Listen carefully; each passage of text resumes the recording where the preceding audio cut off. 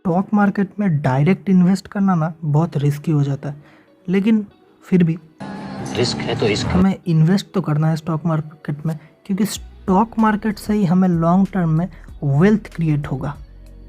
तो ये wealth create करने के लिए हम क्या करते हैं, हम बहुत सारे लोग डायरेक्ट स्टॉक्स की जगह हम लोग म्यूचुअल फंड्स में अपना पैसा लगाते हैं।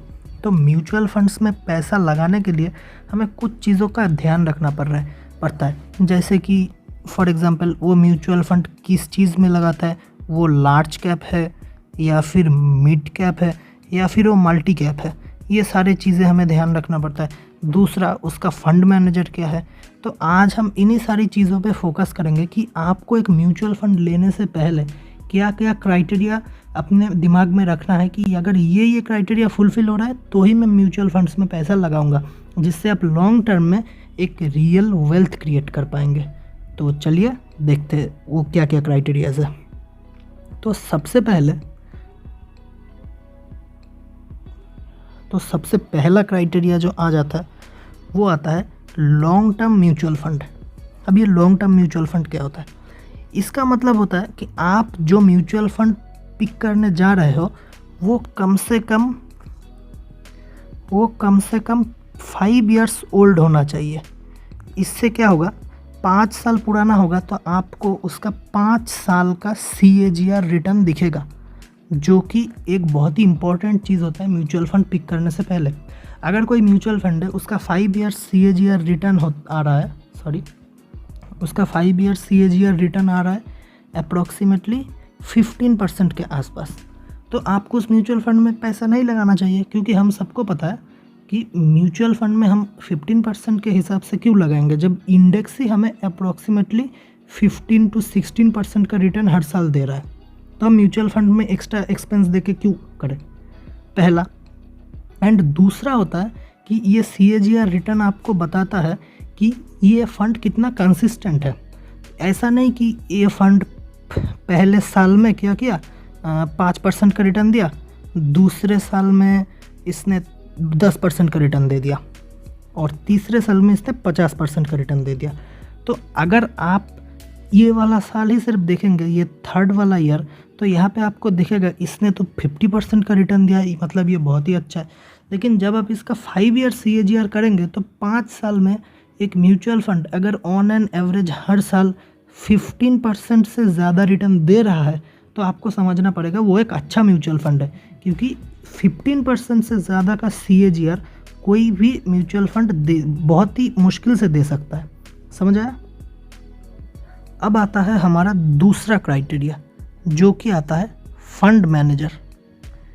म्यूचुअल फंड का जो फंड मैनेजर है, मुझे नहीं पता मैंने मैनेजर पर स्पेलिंग सही लिखा भी है या नहीं, पर आपको एक बात ध्यान रखना पड़ेगा कि ये म्यूचुअल फंड का जो मैनेजर है, ये एक इंसान के अंदर हार्ट का जो रोल है, ये म्यूचुअल फंड मैनेजर भी फंड के अंदर वो हार्ट का रोल प्ले करता है।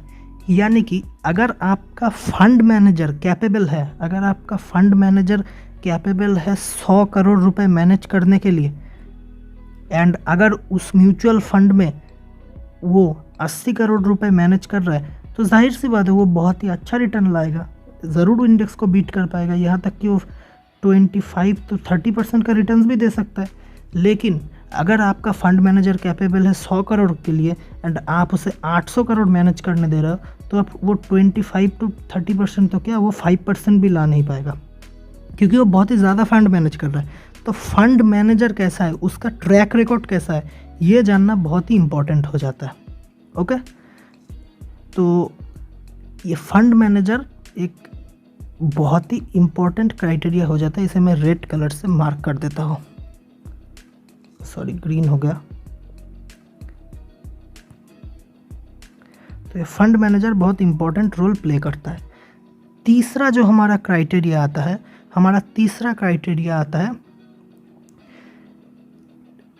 ये जो म्यूचुअल फंड है इसका रिटर्न, सब तो ये देखेंगे कि 5 ईयर CAGR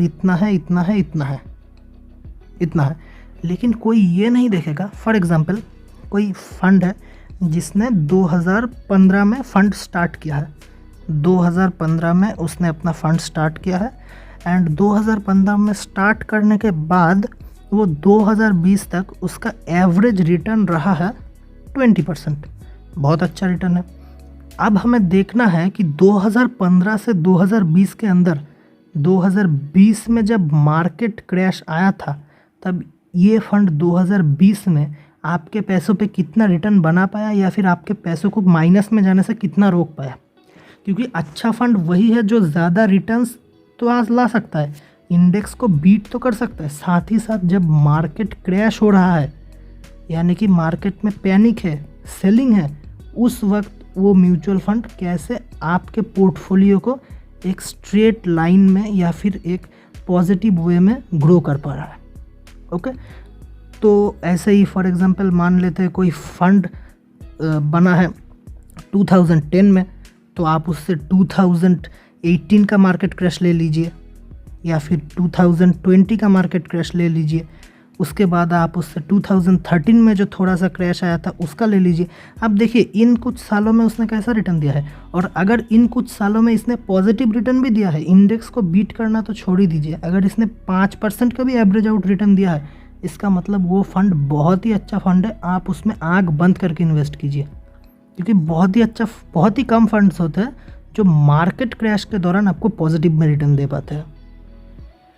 और हमारा जो फोर्थ क्राइटेरिया आता है, हमारा फोर्थ क्राइटेरिया आता है बीट द बेंचमार्क।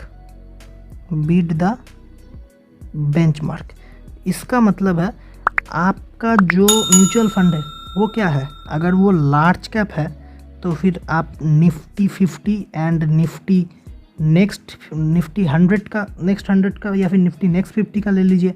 अगर वो मिड कैप है तो आप निफ्टी मिड कैप का इंडेक्स देख लीजिए।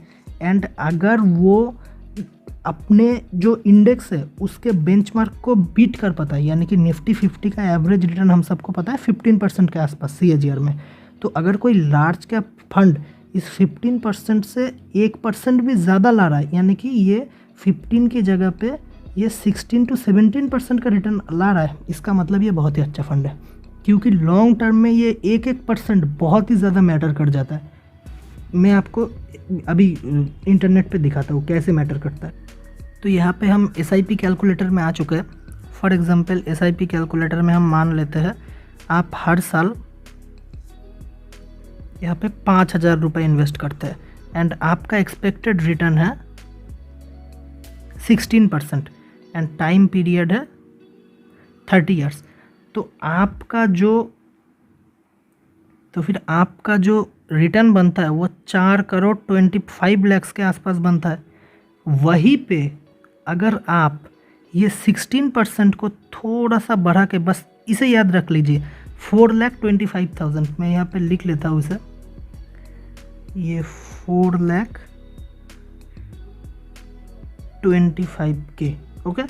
यहाँ पे अगर आप इसको चेंज कर देते हैं 16 से, बस आप इसे 1% बढ़ा दीजिए 17, ये क्या हो गया 5,44,00,000, और 1% कम में इसका था 4,25,00,000। 1% के इजाफा आया इसमें, बस 1%, ये 16 से 17 हो गया, ये 5,44,00,000 हो गया।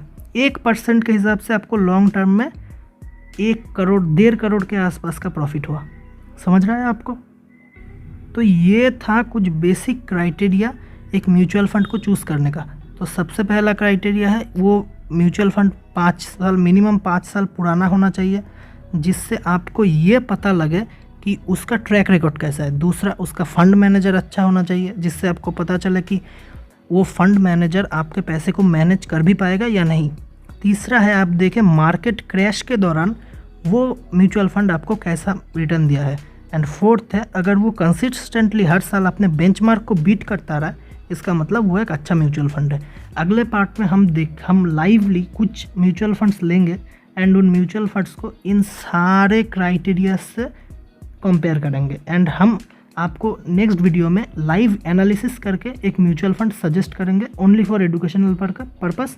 आप उस वीडियो को देखने के लिए चैनल को सब्सक्राइब कीजिए, वीडियो को लाइक कीजिए। मैं मिलता हूँ आपको नेक्स्ट वीडियो में, तब तक के लिए थैंक्स फॉर वॉचिंग।